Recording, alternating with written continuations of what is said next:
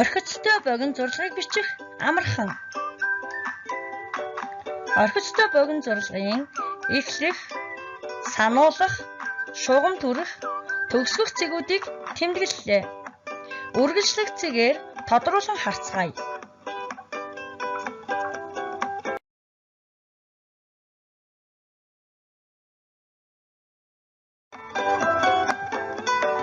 Орхицтой богино шулуун зурлагыг бичихтэй мөрийн дээд шугамаас эхлэн налуу шулуун зурж, мөрийн доод шугамд арай хүрээгүй байхад эргүүлэн доод шугамд хүргээд мөрийн доод шугамын жаахан дээр орхиц гарган төгсгөнө.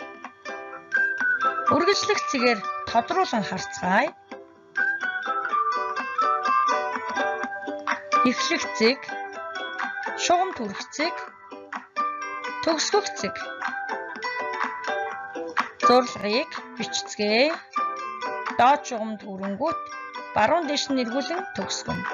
Зурлагын эхлэх болон төгсгөх цэгүүдийг тэмдэглэлээ. Зурлагыг бичцгээе. Доод шугамд арай хүрээгүй байхад баруун тийш нь дугуйлан дээш нь эргүүлж төгсгөнө. Эхлэх цэгээс эхлэн бичцгээе.